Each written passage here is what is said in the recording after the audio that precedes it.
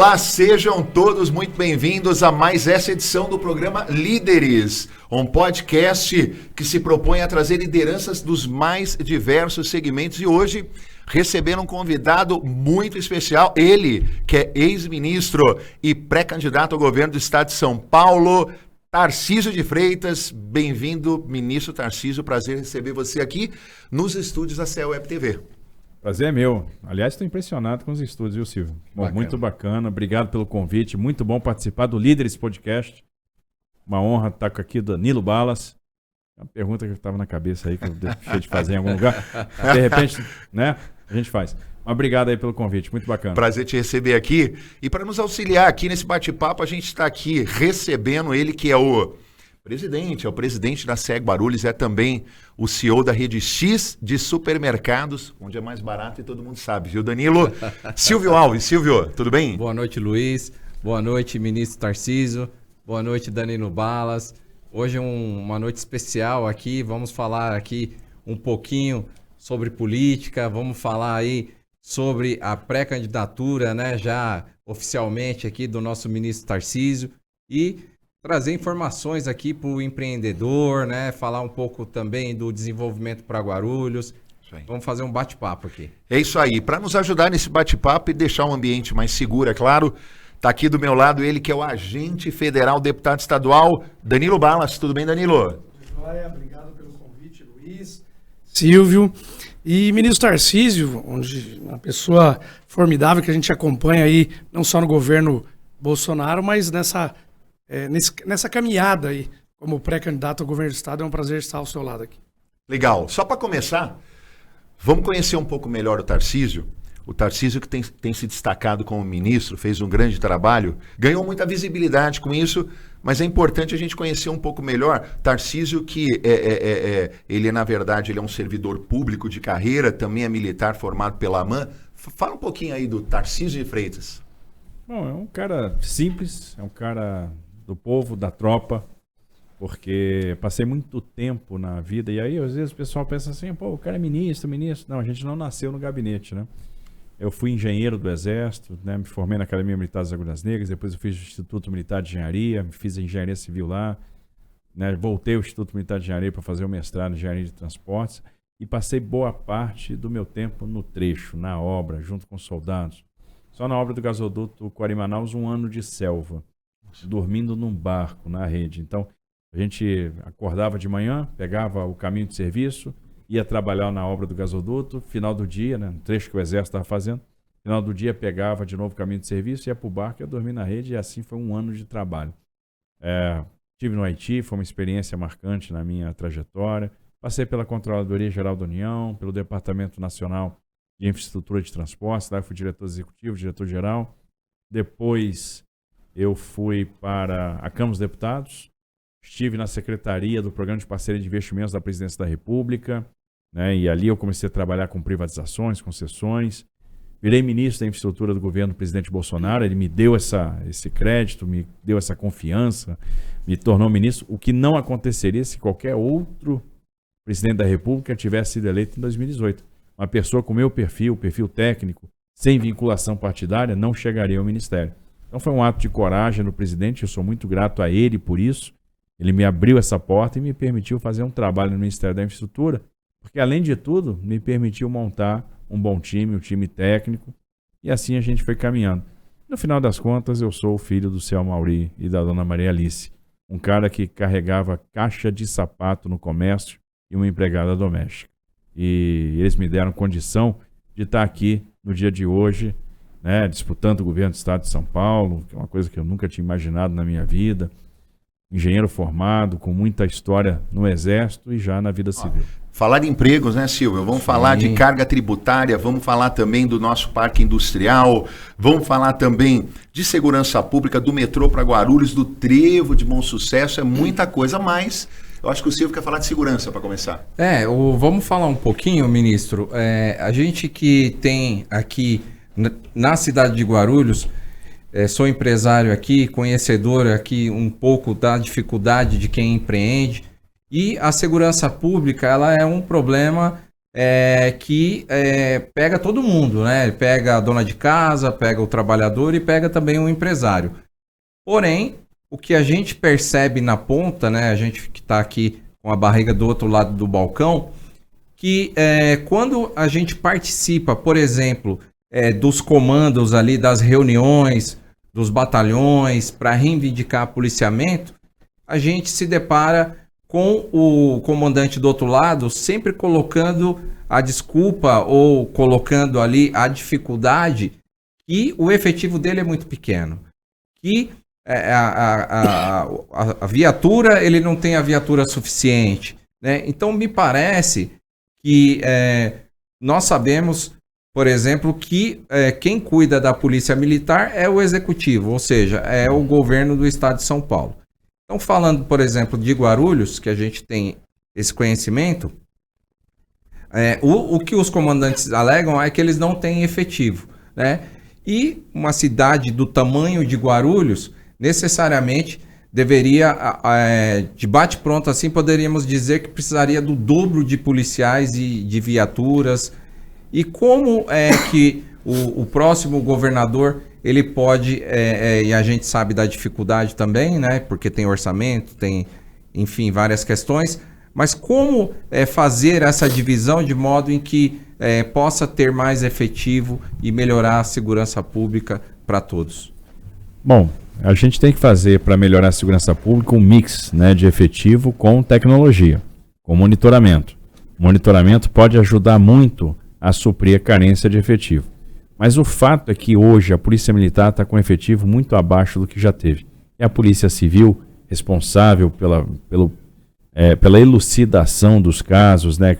A Polícia Civil que faz o papel de polícia judiciária, né? É a polícia que investiga, é a polícia que prende, também está com efetivo muito abaixo daquilo que é necessário. Então é necessário fazer concursos, é necessário trazer pessoal. Agora, você só vai conseguir reter o pessoal nas carreiras se as carreiras forem valorizadas. Hoje a gente passa por um problema de baixos salários. O estado de São Paulo, apesar de ser o estado mais rico do Brasil, paga um dos piores salários do Brasil. Você tem um problema de plano de carreira, de falta de mobilidade e de falta de valorização. Não se cuida da saúde do policial, não se cuida da assistência jurídica, da proteção jurídica do policial. O Estado não abraça esse policial, que muitas vezes está tirado à própria sorte. Ou seja, se ele se envolve numa ocorrência, ele é afastado e muitas vezes vai tirar dinheiro do bolso para se defender no judiciário. Então isso é uma coisa ruim. A Polícia Civil precisa de melhores salários, precisa de plano de carreira, de mobilidade, de subsídio e de concurso. A Polícia Militar, da mesma forma, precisa de plano de carreira, de promoção, de assistência de saúde, de melhores salários. E aí essa recuperação de efetivo vai permitir um aumento no policiamento ostensivo. O aumento no policiamento ostensivo vai melhorar a percepção de segurança. E é uma ação que tem que andar casada com o monitoramento das cidades, e aí o Estado tem que auxiliar os municípios para que a gente possa integrar sistemas, né, e aumentar realmente a coordenação entre as forças de segurança. Danilo, falando em forças de segurança, tem que acionar o Danilo aqui, porque ele é deputado estadual e é um agente da Polícia Federal. Então acho que você entende um pouco do assunto também, né? É um pouquinho, a gente está há 28 anos na segurança pública, mas eu combinei com o Silvio de inverter as perguntas. Ele falou de segurança pública e eu vou falar de ambiente de negócios. E eu vou falar de ambiente de negócios aqui. Ministro, o senhor eleito, obviamente, na questão do microempreendedor, do pequeno empreendedor, em relação à carga tributária, aos tributos aqui no estado de São Paulo, o que nós podemos fazer para estender as mãos para essas pessoas? Veja, a nossa prioridade é o micro e pequeno empreendedor. E por que o micro e pequeno empreendedor é prioridade? Porque é clichê, porque isso é bacana, porque a gente quer trazer um apelo político, nada disso. É porque o micro e pequeno empreendedor é quem gera mais emprego. E emprego está na ordem do dia. A nossa prioridade, a nossa obsessão vai ser gerar postos de trabalho. Não é por outra razão que a gente trouxe o Afif Domingos para coordenar o nosso programa de governo, que é uma pessoa que tem uma trajetória ligada ao micro e pequeno empreendedor. é o cara do Simples Nacional, é o cara do Pronamp, é o cara que sempre pensou no pequeno. Bom, e como é que a gente vai fazer esse pequeno empreendedor, esse microempreendedor, essa pessoa vocacionada para o negócio, como é que a gente vai fazer com que ele sobreviva, com que ele tenha esperança, oportunidade de fazer o seu negócio crescer? Bom, carga tributária é uma questão. Nós precisamos diminuir a carga tributária. O Estado de São Paulo basicamente tem 3 problemas tributários. Primeiro, o excesso de substituições tributárias. Isso acaba asfixiando um pouco, principalmente quem está na ponta da cadeia. O segundo, as alíquotas.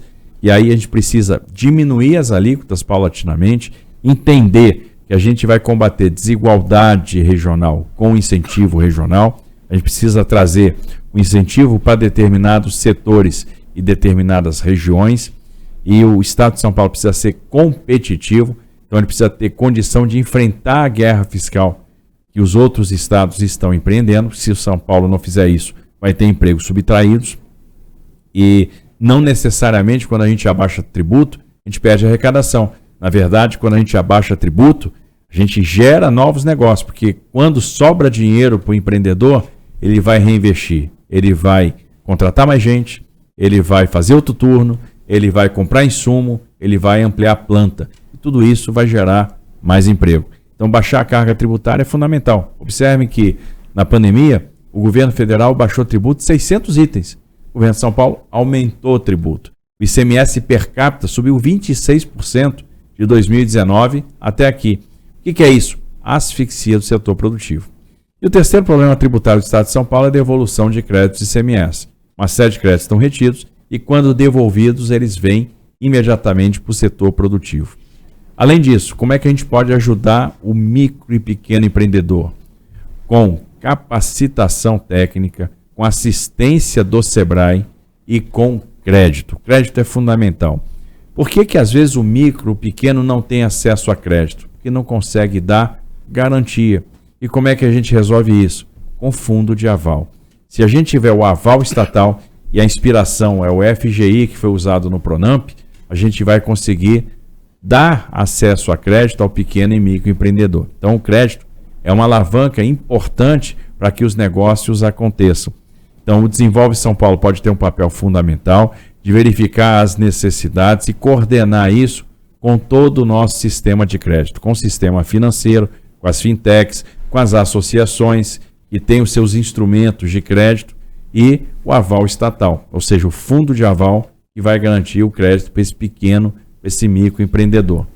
E a terceira questão é ajudar o micro e pequeno empreendedor com a questão da mão de obra, formando profissionais com ensino técnico, com centros de formação técnica e profissional nas escolas, aproveitando a brecha, a flexibilidade do novo ensino médio, aproveitando os itinerários formativos profissionalizantes que nós temos no novo ensino médio, para que a gente desenvolva essas competências. E com o programa do Jovem Aprendiz Paulista, que é o programa que vai trazer o jovem para o mercado de trabalho, vai apresentar o mercado de trabalho para esse jovem. Então, é usar o jovem no contraturno, aquele jovem que está fazendo o seu ensino profissionalizante em parte do período, ter lá algum período na semana onde ele vai já começar a trabalhar. Ele vai ter a sua primeira experiência profissional com o Estado pagando essa remuneração. E aí a gente vai ajudar o micro e pequeno empreendedor a crescer e a ter o seu negócio prosperando. E esse é um tema que, aliás, se segurança é um tema caro aqui para o Danilo, ambiente de negócio é muito importante para você como empresário, né, Silvio? Com certeza. Olha só que interessante a fala do ministro, né? Nem sempre quando você diminui a alíquota, quando você baixa o imposto, significa que você vai perder receita. Só que na prática parece que a conta não fecha, mas é o contrário. Porque a partir do momento que você baixa o imposto, mais pessoas passam a pagar. Porque tem aquelas pessoas que não pagam o imposto, não é porque não querem, porque talvez a carga tributária é tão alta que ele se vê numa situação, às vezes, até de sonegar, né? Por exemplo, nós temos as situações do Simples Nacional, né, que tem os limites que estão sem correção desde 2016. Sequer foi corrigido o teto desses limites pelo IPCA ou pela inflação. Então, o que acontece na prática? O pequeno empresário, que ele necessita estar no Simples Nacional, não é porque ele quer, porque é mais barato, é porque é um modelo simplificado. Porque quando a gente fala que o Brasil tem uma das maiores cargas tributárias do mundo, além de ser uma carga tributária absurda, ela também é complicada. E o pequeno empresário, para que ele possa sobreviver, ele participa desse modelo que é o modelo simplificado, que é o Simples Nacional. Porém, muitas vezes, quando ele chega no faturamento dele, que ele vai estourar e vai sair do Simples Nacional, o que acontece na prática? Para ele não sair daquele Simples, ministro, às vezes ele abre um outro Simples no nome de um parente. Por quê? Porque ele não tem condições, se ele sair do Simples Nacional, ele vai quebrar. Essa é a realidade. Então nós precisamos de governantes com pensamentos muito mais atualizados, né? Nós precisamos de governantes que entendam, né? Porque eu sempre digo assim, poxa, qual é o intuito do empresário sobreviver ou ter o negócio dele? É a geração de emprego. É a geração de emprego. É o propósito, né? E aí muitos candidatos, quando chega na eleição, ele levanta a bandeira da geração de emprego. Só que, peraí, não tem como ter emprego se não tiver empresa. Para ter emprego, tem que ter empresa. Então, para ter empresa, passa pela desburocratização, né? Que a gente sabe que existe uma dificuldade muito grande, né? E aí também fica aí também até uma pergunta para o ministro, né? Como que o governador ele pode, nessa questão da burocracia, por exemplo, porque a gente sabe que existe também a prerrogativa das prefeituras, onde elas têm ali o poder de fazer ali o seu licenciamento de modo que isso fica a cargo dos prefeitos, né? O governo federal avançou na liberdade econômica, né? Existe aquele conceito de que você apresenta ali o seu... você abre a sua empresa com base no que você apresenta e depois vem a fiscalização para comprovar, né? Que seria uma maneira mais prática de obter os licenciamentos. Porém, cada município, cada prefeito legisla de modo executivo, né? Porque o licenciamento ele fica a cargo dos prefeitos, né? Então, apesar de ter aí a liberdade econômica dando um parâmetro, ainda existem prefeituras que dificultam, né? E aí a gente fala como empresário que aquele prefeito ele está matando a galinha dos ovos de ouro dele, né? Porque ele dificulta o empresário de abrir o negócio dele. Então o cara, quando quer abrir um negócio próprio ali, ter o seu próprio negócio, ele sofre já desde o primeiro dia quando ele quer abrir a empresa dele. E tudo isso, a gente vê que países que avançaram nisso, né, os Estados Unidos, por exemplo, ele abraça o cara que quer abrir uma empresa. Ele abraça aquele empreendedor que está disposto a gerar emprego e ter funcionários ali na empresa dele. Isso tudo nós precisamos, né? O Brasil já está atrasado nesse quesito, porque uma cidade em que tem desenvolvimento, que faz a geração de emprego através das empresas, com certeza todo mundo ganha. Agora, nesse sentido, ministro, como governador, não obstante o fato de que o Silvio já colocou que na base as prefeituras, com a prerrogativa que tem, não praticam exatamente o que lá em cima, né, lá em Brasília foi muitas vezes legislado, mas com a prerrogativa que tem de executivo ali nas cidades, ela não promove da maneira adequada esse ambiente de negócio. Como governador, o que você pensa? Você acha que dá para normatizar isso? Eu acho que aquilo que é competência estadual precisa ser normatizado e desburocratizado. Qual o segredo para a desburocratização? Governo digital. É contrapor burocracia com tecnologia de informação. É facilitar o acesso aos serviços públicos e tornar eles cada vez mais digitais. Fazer com que o empreendedor possa obter suas licenças sem sair de casa. E aí me agrada muito a ideia das licenças por compromisso, né, por adesão e compromisso. Ou seja, eu licencio primeiro, fiscalizo depois. vejo quais são as servidões para verificar se aquelas servidões estão sendo cumpridas. Eu tenho que acreditar na boa-fé daquele empreendedor, daquele cidadão que está requerendo uma licença do Estado, a prestação de um serviço. Esse serviço tem que ser o mais digital possível. Se o Estado assume o protagonismo, a tendência do Estado ser copiado pelas prefeituras é gigantesca. Então o Estado acaba empurrando, fomentando, emulando boas práticas. Então todo mundo vai ter interesse de fazer da mesma forma, né? Então desburocratizar, fazer com que as coisas aconteçam. O governo federal lançou lá a Lei da Liberdade Econômica, foi um avanço em termos de doing business. Eu entendo que o Estado tem que fazer a mesma coisa, os municípios vão ter que fazer a mesma coisa. E no final das contas, a orientação técnica é fundamental, porque aí a gente pode mostrar o caminho, mostrar como a gente vai fazer para desburocratizar e de que jeito a gente vai tornar os governos cada vez mais digitais. O governo digital diminui o tempo de transação, diminui o custo de transação e elimina as portas, né? Fecha as portas para a corrupção. Quanto mais digitalizado forem os processos, né? Quanto mais digitais, quanto menos burocrático, menor corrupção, pode ter certeza. E aí a gente vai fazer com que o nosso empresário tenha facilidade. Os estados que mais crescem nos Estados Unidos são os estados que mais estão investindo em inovação, em tecnologia.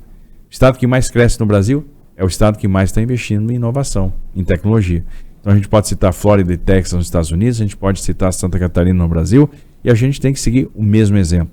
Investir pesadamente em inovação, digitalizar a pauta de prestação de serviços do governo do estado e fazer com que esse exemplo seja replicado para todos os municípios, né? Então os municípios vão precisar de orientação, vão precisar de ter um exemplo para ser seguido. Ou seja, né, fazer da tecnologia um aliado para a promoção do ambiente de negócio na prática, né? E na base, nos municípios, né? Exatamente. A tecnologia não precisa inventar, tá aí, né? Tá aí. É só usar os sistemas, os softwares, enfim, tudo que está aí disponível, e esse realmente é o caminho. Ô Danilo, você tem uma pergunta para fazer para o ministro, né? Tenho mais uma e até tem referência muito ao trabalho que ele desenvolveu nesses 3 anos e meio de governo Bolsonaro. Na Assembleia Legislativa, eu investiguei e fiscalizei, ministro, muitas obras paralisadas no estado de São Paulo. Aí eu tenho uma pergunta para te fazer. Qual é? Quantas obras são paralisadas hoje no estado de São Paulo? 1.075 obras paralisadas no estado de São Paulo, creches, escolas, hospitais, pontes, rodovias, viadutos, Rodoanel Norte, é muita obra paralisada. A minha pergunta vai no seguinte sentido: o quanto isso está impactando no estado de São Paulo de forma geral, e puxando o gancho aqui, uma vez que estamos no podcast Líderes, na parte do empreendedorismo? Olha, uma obra paralisada, ela não gera taxa de retorno. O cidadão não percebe para onde está indo o dinheiro dele. E no final das contas, representa desperdício de dinheiro, porque elas vão se deteriorando, e isso lá na frente gera um retrabalho. Quando ela for retomada, ela com certeza vai sair mais cara e gera perda de oportunidade. Por exemplo, quanto custa para nós não termos o Rodoanel Norte, não termos ele funcionando? O Rodoanel acaba contemplando uma região que pode ser contemplada com vários centros de distribuição. No entanto, a falta do Rodoanel faz com que esses centros de distribuição se afastem numa região que poderia ser próspera em termos de logística. Então a gente está ali perdendo a oportunidade. Quanto custa o tempo de viagem de um cidadão que no final das contas acaba tendo um tempo maior de deslocamento todos os dias para uma obra de mobilidade que não foi concluída? Quanto custa para o cidadão se deslocar para uma cidade mais distante para ter o seu atendimento médico, porque aquela unidade de pronto atendimento não ficou pronta, aquele pronto-socorro não está disponível? Quanto custa para uma mãe não trabalhar porque não tem a creche disponível? Então, no final das contas, se a gente monetarizar essas externalidades, a gente vai ver que o prejuízo é muito grande. Isso impacta diretamente a nossa produtividade, então impacta a nossa logística, encarece os fretes, cidades ficam de costas para a logística. Olha, como a não existência do Rodoanel está impactando, por exemplo, Francisco Morato, Franco da Rocha, né, Barueri, enfim. toda uma região oeste do estado de São Paulo, da cidade de São Paulo. Então, no final das contas, é prejuízo na certa. A gente não pode admitir obra inacabada. O governo federal, por exemplo, concluiu os 3.000 quilômetros de canais que levam hoje água para o Nordeste. A transposição de São Francisco foi concluída. Hoje a água está chegando em Jati, no Ceará. Está chegando, está enchendo a barragem de Oiticica, no Rio Grande do Norte. Está chegando em Salgueiro, em Pernambuco. Está chegando na Paraíba. A Ferrovia Norte-Sul foi concluída depois de 40 anos. A BR-163 concluída depois de 40 anos. E quantas outras obras foram concluídas neste período? Então, a gente precisa encarar isso com prioridade, porque, além de tudo, a construção dessas obras, a retomada das obras, gera emprego. Muitos paulistas serão empregados na construção civil se essas obras forem retomadas. Que é uma área, aliás, que o ministro é especialista, né? Desde a fase de exército, né? Então, e falando disso, porque a infraestrutura é importante porque impacta no universo dos negócios de maneira absurda, né? De maneira direta, inclusive, né? E aí eu devolvo aqui para o Silvio para ele falar de uma coisa essencial para Guarulhos e não tem até hoje. O que é, hein, Silvio? A gente acompanhou o trabalho do ministro e nós tivemos até alguns debates, foram apresentados ainda quando o Tarcísio estava lá no Ministério, que foi a questão do leilão da concessão da rodovia Dutra, né? E Guarulhos tem um problema crítico, né? Um problema crônico aí, com engavetamento, com trânsito, com uma rodovia que não acompanhou, né, o desenvolvimento da cidade. E hoje o Tarcísio não é mais ministro, mas com certeza deve ter aí, até porque participou, e deve ter novidades aí para Guarulhos, né, que já são reais, né, que foram contempladas nesse projeto, né, ministro? Exatamente. O contrato da Nova Dutra, né, o leilão que foi realizado, que por sinal está trazendo 15 bilhões de investimento para a Dutra, né, muita modernidade, muitas intervenções com redução de tarifa.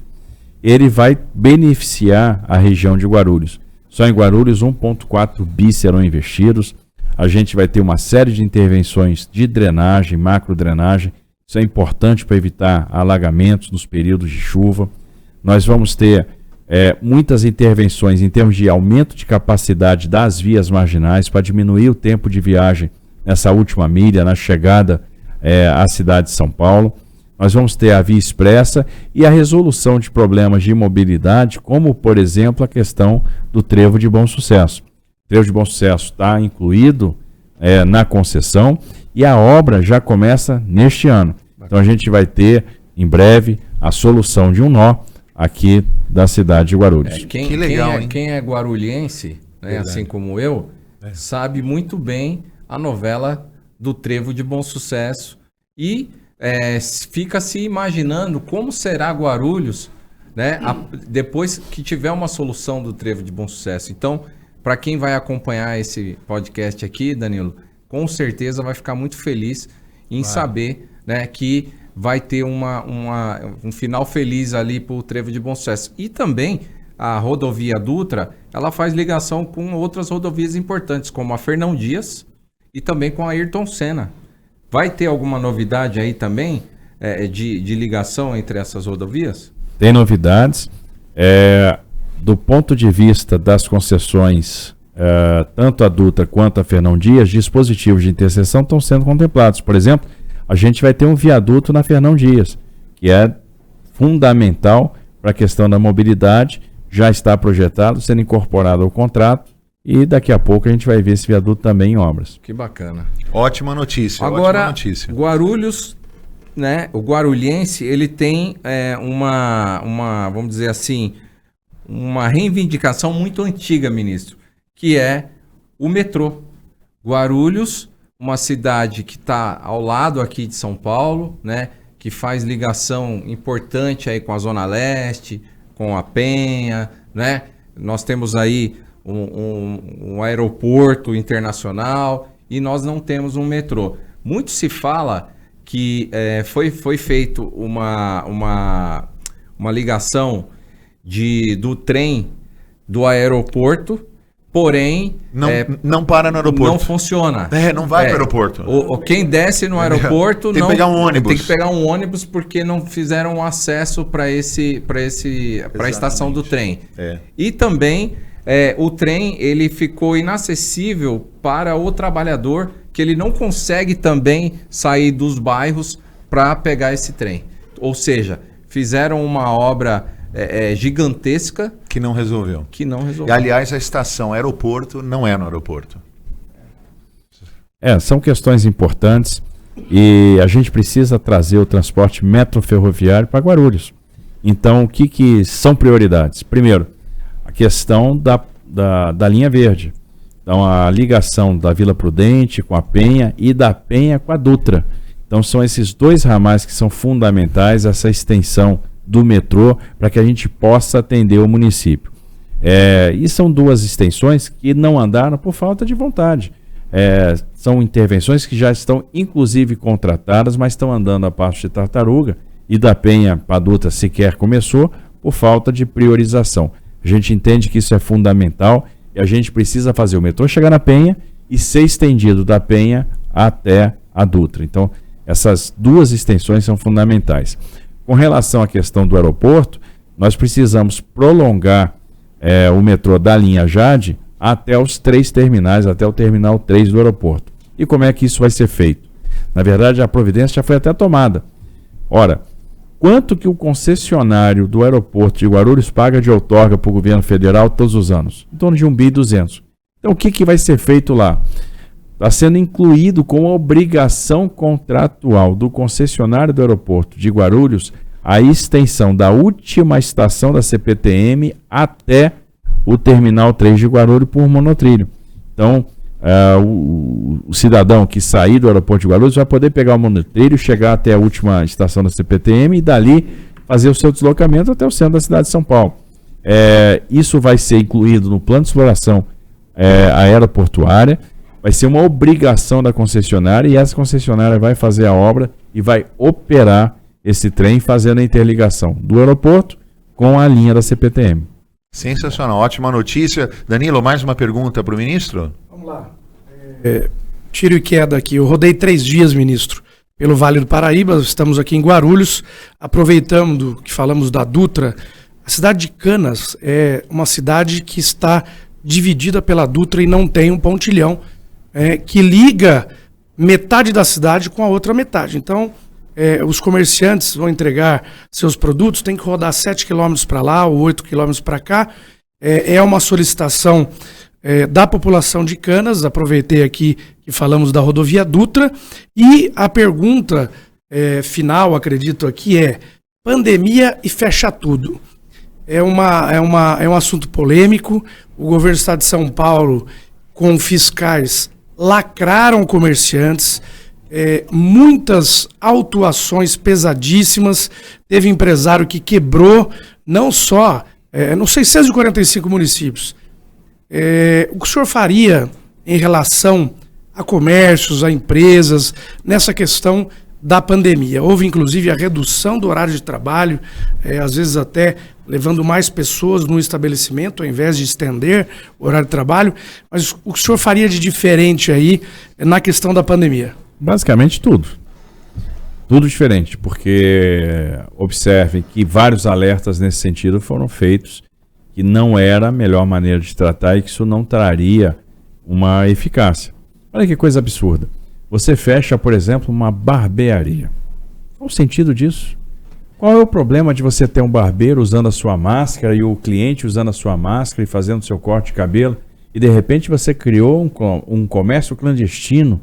O barbeiro ia atender como quem recebia, por exemplo, a Eucaristia nas catacumbas de Roma, na época da perseguição aos cristãos. Deixa eu ver quem é que está aqui, vai abrir a porta. Não, pode entrar, eu vou cortar seu cabelo, fecha a porta agora. Como se ele fosse um bandido, o cara que está querendo exercer sua profissão. A ciência tão conclamada deu lugar ao espetáculo. Deu lugar à política, se procurou fazer política em cima da desgraça do cidadão. Sem perceber, sem que houvesse a sensibilidade para a situação econômica do nosso país, para a realidade dos pequenos empreendedores, né, daqueles pequenos lojistas que precisavam ali dos comércios abertos para tirar o seu sustento. E está mais do que provado que era possível manter os comércios funcionando com segurança, né, com algumas medidas simples de proteção, distanciamento em fila, uso de máscara, o álcool em gel, nada demais. Então, no final das contas, houve muito espetáculo, houve muita insensibilidade. E aí, a gente tem que lembrar como o governo federal atuou. Se não fosse o benefício emergencial, a suspensão temporária de contratos de trabalho e o governo federal assumindo o ônus, muitos empregos teriam sido destruídos. Milhões de empregos teriam sido destruídos. Se não fosse o Pronamp, nós teríamos perdido empresas e empregos. Então, Pronamp, benefício emergencial, foram fundamentais. 66 bilhões de reais foram destinados ao Estado de São Paulo para 12 milhões de pessoas com auxílio emergencial. Que no primeiro momento virou poupança e no segundo momento virou consumo e permitiu que a economia continuasse andando. 15 bi foram aportados diretamente para o combate à pandemia no Estado de São Paulo. 14,7 bi foram, de certa forma, entregues ao Estado em postergação do serviço da dívida. E quando houve a perda de receita, os recursos do Fundo de Participação do Estado e Fundo de Participação dos Municípios foi recompletado aos saldos de 2019 pelo governo federal. Ou seja, o governo federal evitou uma tragédia econômica, manteve o funcionamento de municípios, manteve o funcionamento de estados, permitiu que vários municípios pagassem salário dos servidores, porque do contrário, não se pagariam os salários. Houve a preservação de empresas, houve a preservação de empregos. E, na verdade, a gente teria uma situação muito melhor, a gente teria saído do outro lado, a gente teria preservado ainda mais empregos, mais empresas, se não tivesse havido tanto espetáculo, não tivesse havido tanta irresponsabilidade. Se delegou a gestão para um grupo de técnicos, né, um comitê científico, que no final das contas só validava aquilo que já estava na cabeça dos gestores, e o que estava na cabeça era: vou fazer espetáculo dentro de uma situação de crise porque eu quero me projetar. Isso foi um absurdo, e isso custou muitos empreendimentos. Foi lamentável e a gente teria feito tudo diferente. Aliás, muitos, né, Silvio? Exatamente. E nós aqui, você como presidente da Associação Comercial, testemunha, muitos que não sobreviveram a essa crise, né? Não voltaram com seus negócios. Sobretudo o pequeno comércio. O pequeno comércio foi o que mais sofreu, foi o que lá atrás, alguns ramos de atividade. Imagina você, um camarada que trabalha com chocolate, que espera o ano inteiro pela Páscoa. E aí chega na Páscoa, ele não pode vender o chocolate, né? Aquele que nós perdemos Páscoa, perdemos Dia das Mães. Então, assim, para o comércio de vestuário, né? O Dia das Mães é considerado o melhor dia de vendas do ano. E ali ele passou em branco, né? Então, foi um momento muito difícil, né? E como o ministro comentou, muitas empresas, infelizmente, desapareceram, né? Naquela época, foi como se tivesse passado um tsunami e tivesse levado tudo embora. A coisa foi feita de uma forma tão irracional que eu me lembro que no Ministério da Infraestrutura a gente orientou vários estados a revisarem seus decretos de fechamento. Porque olha que coisa absurda. Muitas vezes os governos proibiam o transporte intermunicipal. Aí a gente argumentava: você não pode proibir o transporte intermunicipal. Não, mas os supermercados estão abertos. Ok, mas não se esqueça que não adianta o supermercado estar aberto e o produto não chegar na prateleira. Para o produto ser produzido, isso acontecia em vários estados, muitas vezes eu tenho uma processadora de alimento no município e o trabalhador dorme no outro. Então eu preciso do transporte intermunicipal para que aquela fábrica de alimento funcione. E não adianta a fábrica de alimento funcionar se a fábrica de embalagem não funcionar. Porque essas fábricas e esses negócios estão umbilicalmente ligados. Sim. E não adianta nada disso funcionar se não tiver transporte. É uma cadeia, né? E se o transporte não tiver oficina aberta, borracharia aberta, posto de combustível aberto, restaurante aberto, ele também não funciona. Então observe que no final das contas pairava a irracionalidade, a falta de entendimento, como é que no final o produto ia aparecer lá na prateleira. Então a gente teve um desafio enorme para corrigir todos esses decretos, para garantir abastecimento. E foi uma ação silenciosa do governo federal e que funcionou, deu muito certo. A gente passou por essa crise sem nenhum tipo de desabastecimento. Agora, a gente podia ter passado muito melhor se tivesse havido a sensibilidade. Com certeza. E olha, a gente está caminhando, infelizmente, aqui para o final, mas a gente não pode encerrar o programa sem falar da disputa eleitoral, porque o ministro é pré-candidato ao governo do Estado. Ministro, a campanha não começou. Mas você vem pontuando muito bem já. Qual que é a tua perspectiva, traçando um paralelo entre o que temos hoje e o que virá a acontecer após o início da campanha? Qual que é a tua perspectiva? Veja bem, eu sou pré-candidato do presidente Bolsonaro. O presidente Bolsonaro tem 40 pontos hoje no estado de São Paulo. Né? Já está na frente nas pesquisas aqui no estado de São Paulo. E não é por outra razão. É porque apresenta um caminho de livre iniciativa, né, de respeito aos negócios, de segurança jurídica, soube lidar com crises muito severas, aprovando reformas para o mercado, garantindo a consolidação fiscal, contratando investimento, gerando emprego. Eu acho que quando as pessoas botam isso na balança, enxergam neste caminho prosperidade. Bom, eu tenho pontuado bem nas pesquisas, mas boa parte do eleitorado do presidente Bolsonaro ainda não descobriu, ainda não sabe que eu sou o pré-candidato do presidente Bolsonaro. Quando esse link foi estabelecido, a transferência de votos do presidente para mim será muito grande. Então a gente vai ver um crescimento forte nas intenções de voto à medida que a campanha se consolida e que esse link é estabelecido. E aí o que a gente vai ver em São Paulo é a repetição da polarização nacional. Nós vamos ter no segundo turno em São Paulo um candidato do Lula, um candidato do Bolsonaro. Agora, Danilo, você que é deputado estadual, candidato à reeleição, tua perspectiva também para o começo da eleição? Temos rodado o estado inteiro praticamente, até por conta do nosso trabalho de fiscalização em várias cidades, vários municípios, e a perspectiva, como o ministro falou, nessa pré-candidatura, é que ele venha crescendo, onde nós levamos o nome dele, e nas cidades estamos vendo exatamente isso, um crescimento, e na medida em que o presidente dialogar, for a público e abraçar mais o seu pré-candidato, a subida é inevitável. Maravilha. Bom, Silvio, agradecer você aí pela participação, obrigado, tenho certeza que... Obrigado a todos aí, obrigado Danilo, candidato à reeleição, boa sorte. Agradecer aqui o ministro Tarcísio, sempre ministro Tarcísio, né?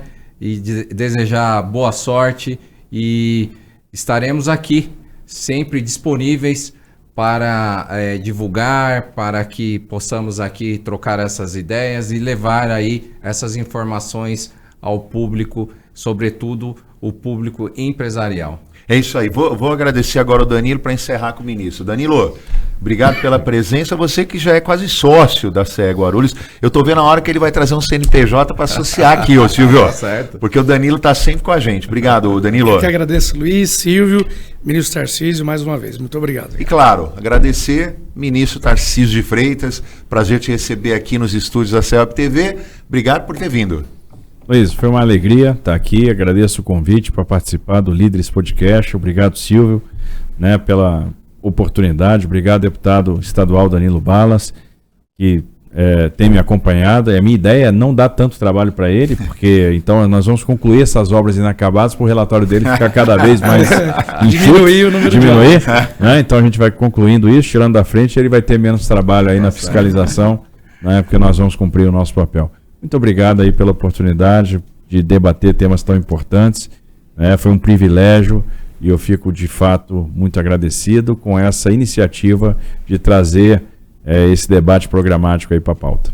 É isso aí. Quero agradecer o ministro porque nós estamos gravando esse programa, são 10 horas da noite, ele já fez várias agendas aqui, esteve com a gente, né, Silvio? Exatamente. Lá na UFIG Unimesp, num grande encontro.